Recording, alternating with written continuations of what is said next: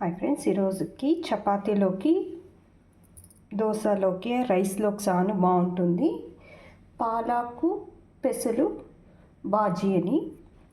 ఇది మేము బెంగళూరు నుంచి అప్పకంతా ఎక్కువ చేస్తారనమాట. అది ఎలా చేయాలని చూపిస్తాను. పాలాకు తీసుకొని కాస్త కట్ చేసి పెట్టుకోవాలి. పెసలు మొలకెత్తిన పెసలైనా సరే, నార్మల్ పెసలైనా సరే ఒక 2 విజిల్ రానిచ్చుకున్నాను. కుక్కర్లో పెట్టి 2 విజిల్ రానిచ్చాను. ఎర్రగడ్డలు, టమోటాలు, పచ్చిమిరపకాయలు, కరివేపాకు, కొత్తిమీర, అల్లం వెల్లుల్లి పేస్టు, జీలకర్ర, శనగపప్పు, తినే శనగపప్పు పౌడరు, ధనియాల పొడి, కాస్తంత మిరప్పొడి. ఫస్ట్ బాండ్లీ పెట్టుకొని అందులో నూనె వేసుకొని ఆయిల్ వేడెక్కాక కాస్త జీలకర్ర వేసుకోవాలన్నమాట. కాస్త జీలకర్ర వేసుకొని ఇప్పుడు మనము ఎర్రగడ్డలు, పచ్చిమిరపకాయలు 2 ఇందులోకి వేసుకోవాలి. ఎర్రగడ్డలు, పచ్చిమిరపకాయలు వేసుకొని బాగా వేపాలి.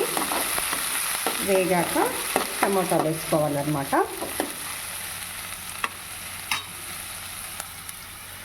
ఇప్పుడు కాస్త కరివేపాకు, కాస్త పసుపు,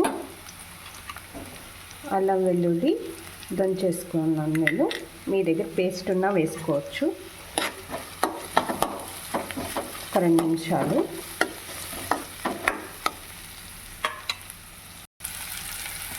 ఉప్పు కాస్త వేసుకుంటాము. టమాటాలను వేసి బాగా మగ్గనిస్తాము.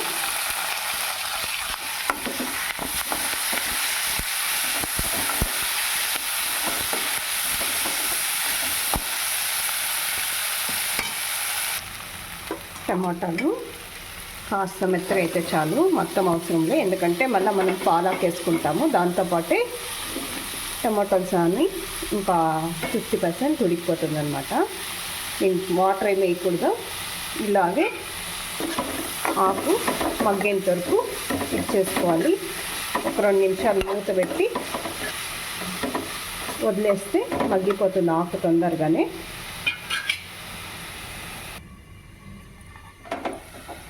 ఒక 5 నిమిషాల తర్వాత మనం చూస్తే ఆకు మొత్తం దగ్గరికి వచ్చేసి ఉంటుంది. చూడండి, ఆకు ఇప్పుడు వేగిందనమాట. ఇప్పుడు మనము కాస్తంత శనగపప్పు పొడి ఇందులోకి వేసుకోవాలి. తినే శనగపప్పు మిక్సీకి వేసుకొని ఒక 2 స్పూన్లు వేసుకుంటున్నాను నేను. మళ్ళీ ఇందులోకి కాస్తంత ధనియాల పొడి, మనం పచ్చిమిరపకాయలు కొద్దిగా వేసుకున్నాం కాబట్టి కారానికి అనుగుణంగా ఇప్పుడు నేను కాస్త మిరప్పొడి వేసుకుంటున్నా. ఇదంతా బాగా కలుపుకోవాలన్నమాట.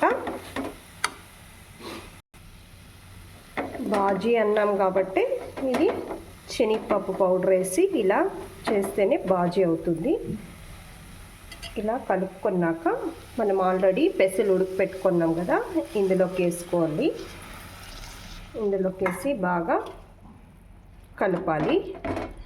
గట్టిగా కావాలా, పలుచగా కావాలా అని దీనిపై డిపెండ్ అవుతుంది. రైస్కి అయితే కాస్త నీళ్ళగా ఉండాలి, చపాతీకి, రోటీకి అయితే కాస్త గట్టిగా ఉండాలన్నమాట.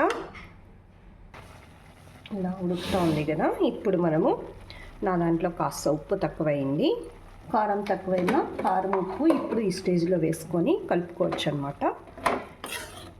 నేను దోశకు కాబట్టి కాస్త గట్టిగా చేసుకుంటున్నాను.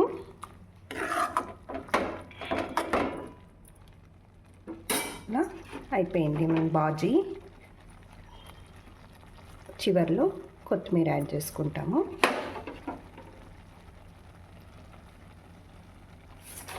పాలాకు పెసరపప్పు బాజీ రెడీగా ఉంది.